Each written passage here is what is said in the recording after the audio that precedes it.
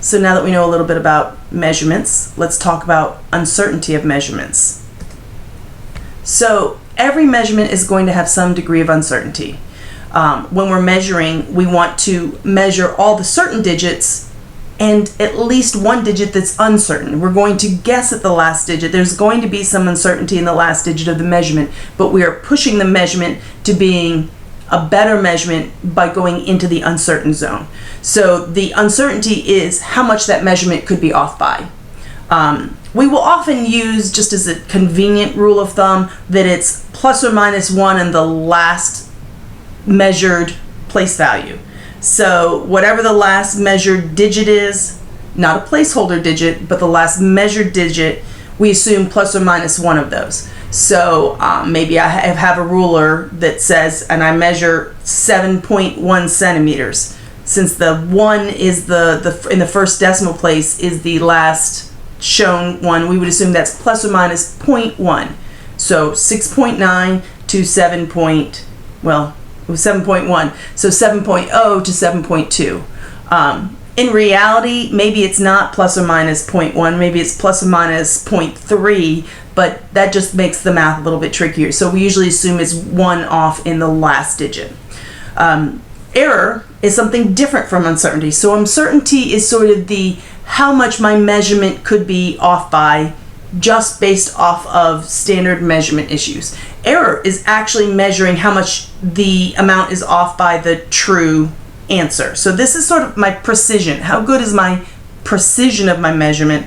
But the error is now how far off is my measurement from the correct answer? What part of it is wrong? So it does require that you have to know what the true value is, and often that's not something we can do.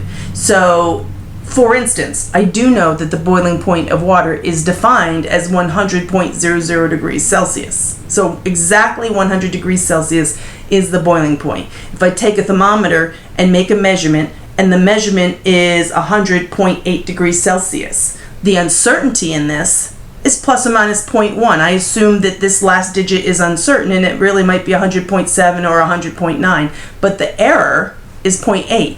This is off from the true answer by 0.8. So uncertainty is an estimate. Maybe it gives me some ideas of how much error I could have, but error is truly a measurement of how far are you really off from the correct answer.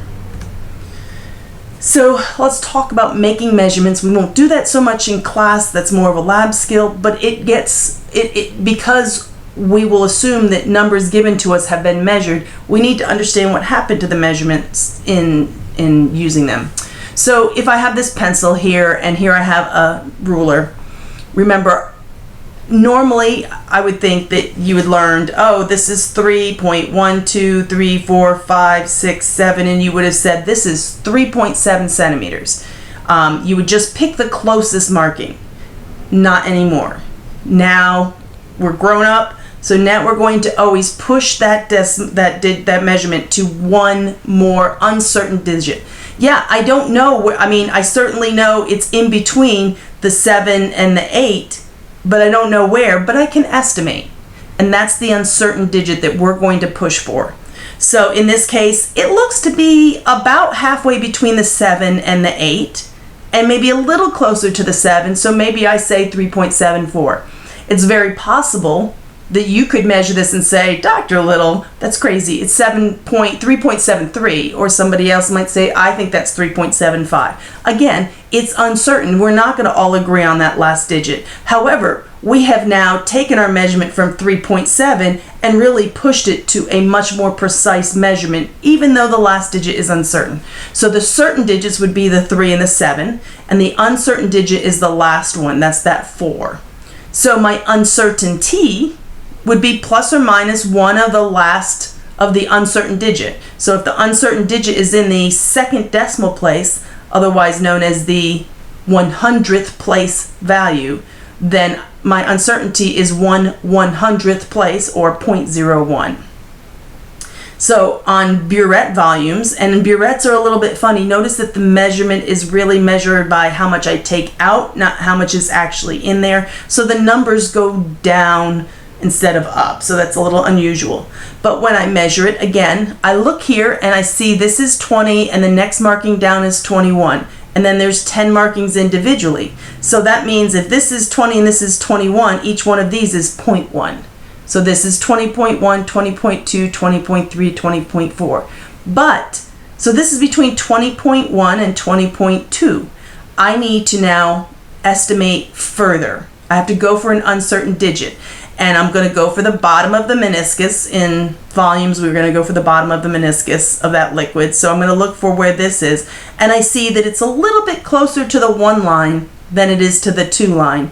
So maybe 20.14 or 20.15. This one is suggesting it's halfway in between. Again, this number is uncertain, so we won't all completely agree on it. That's fine. But you shouldn't be saying 20.19 or 20.10. 20.10 would mean it's exactly on this 0.1 line, and 20.19 would mean it's almost touching the 20.2 line. It's neither one of those. It's definitely close to in the middle. So I'm expecting 20.14, 20.15, 20.16, somewhere around there. So this one would be the 20.1 would be my certain digits, and that 5, that very last 5, is my uncertain digit. So 1 plus or minus 1 of the uncertain digit would be plus or minus 0.01. That would be my uncertainty. Now my units would be different. In this case it would be centimeters, and in this case it would be milliliters, but we get the idea of the uncertainty. And the uncertainty and the uncertain digit is going to rule, pass over into what we're going to call significant digits. So again, let's just sort of talk about 2 general concepts, precision and accuracy, and they relate to uncertainty and error. So precision is a couple of things. One, it's sort of a repeatability, a measure of repeatability. If I took several measurements of the same sample, so I'm going to remeasure the same thing again and again. If I have very repeatable measurements, I have a very precise measurement. I'm measuring precisely.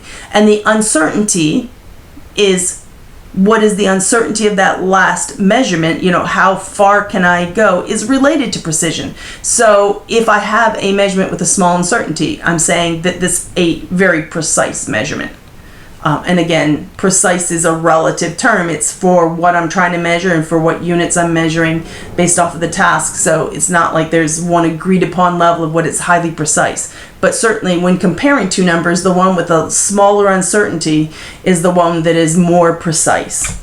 Accuracy is now an agreement between the actual value and the true answer. Again, we need to know what the true answer is. So error is how we're going to quantify accuracy. Accuracy says, well, how good a job is this at actually measuring the quantity we're interested in measuring? So I can have, here is nothing, right? So if I have imprecise, if I have low precision, then I feel pretty confident. If it's low precision, it's certainly not accurate. It can't be accurate because these numbers are all so far apart. Clearly, they can't all be very close to the right answer. However, I can have a situation where I have precise but inaccurate. So these are very close to one another, right? These are all getting close to the same location on this target, but it is nowhere near the intended target of the bullseye. And this is what happens because we often don't know the true answer. The idea is that we try to get very high precision. If I have low uncertainty and high precision, that's at least saying, at least it's possible that it's accurate. If I have low precision, I know it's inaccurate. So we're saying, well, it's our best estimate of whether this is accurate or not is if I can get precision, but unless I have a true value, I can't actually measure the accuracy. In this case, I have a similar precision, but this is also accurate. And so our goal is to get precise, low uncertainty measurements, and then we try to find out, are they also accurate? If maybe I can find they're accurate for some cases, I can imply that they're accurate for other cases. So we're aiming for accurate and precise. Oftentimes we can only control the precision.